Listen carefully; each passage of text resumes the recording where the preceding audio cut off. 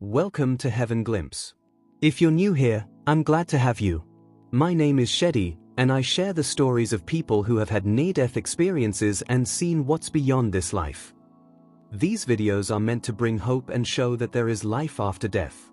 If you enjoy this content, please consider liking, subscribing, and hitting the bell icon to get notified of new videos. It's free and helps the channel grow. Today's NDE was shared by a woman called Casper who narrates taking her son to heaven, where he remained with God, and while she experienced a life review and some important lessons from angels that she was told to share with mankind. Get comfortable, grab a cup of coffee or tea, let's dive into today's experience. I was breathless and stood admiring the perfectly carved archways and magnificent pillars. Since Mikkel was still unable to walk, I had to carry him through the temple gates. On the other side of the doorway were 6 recliners placed in a circle.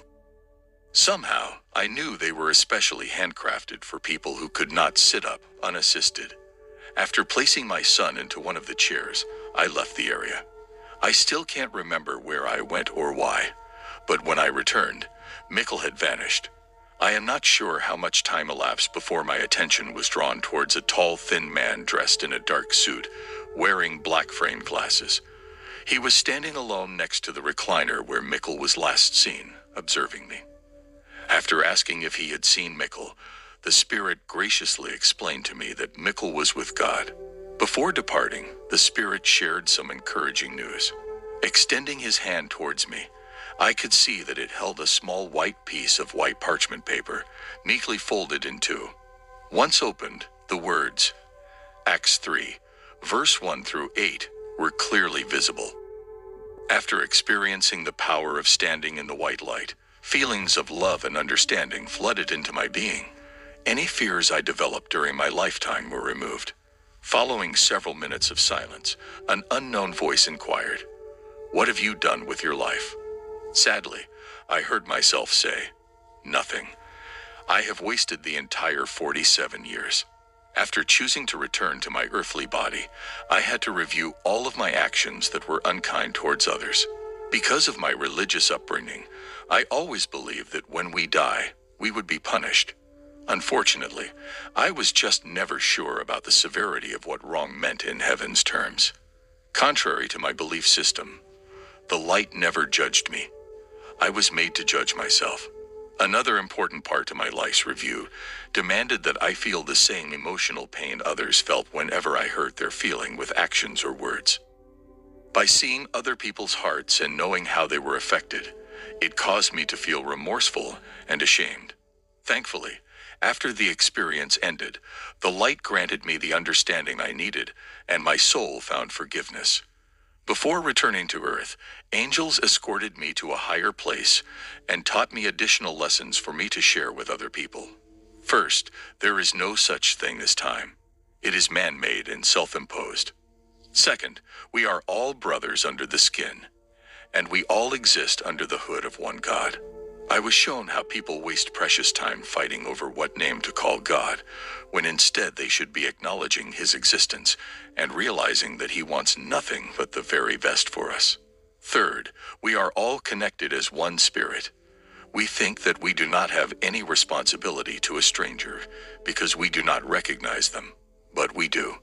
In essence, we are the same as they, intertwined together like a complex wiring system.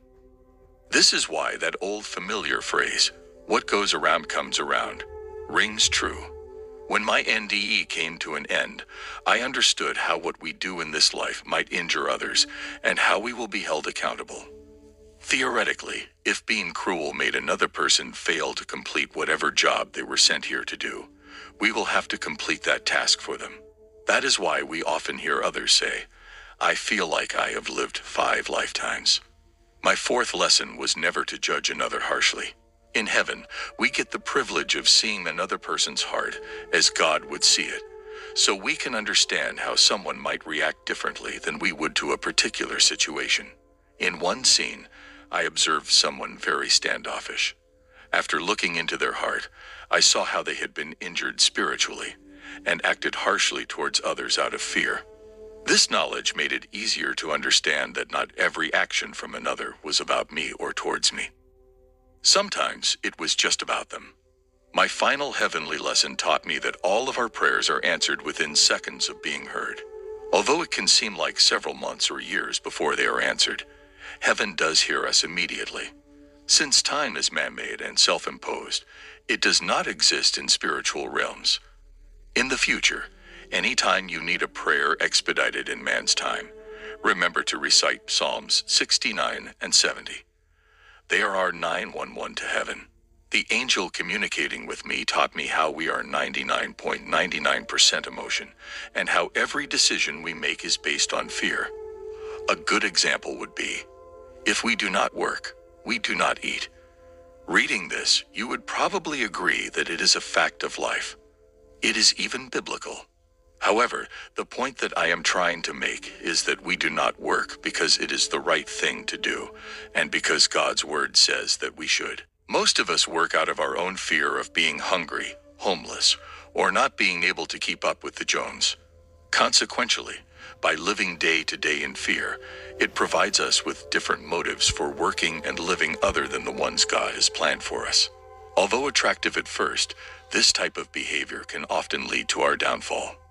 Once the angel took the fear factor out of the equation, I had the honor of witnessing all of the things that God had chosen for me to enjoy in this lifetime, but that I denied myself out of stubbornness or fear.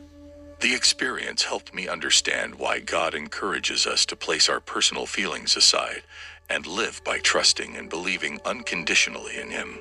Before my journey ended, I knew that everything in my life happened exactly the way it was supposed to happen, when it was supposed to happen, and with whom it was supposed to happen with.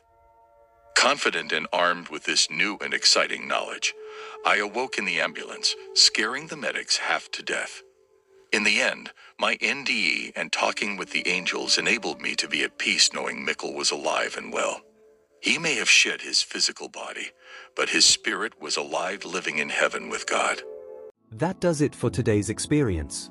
Let us know your thoughts in the comments below.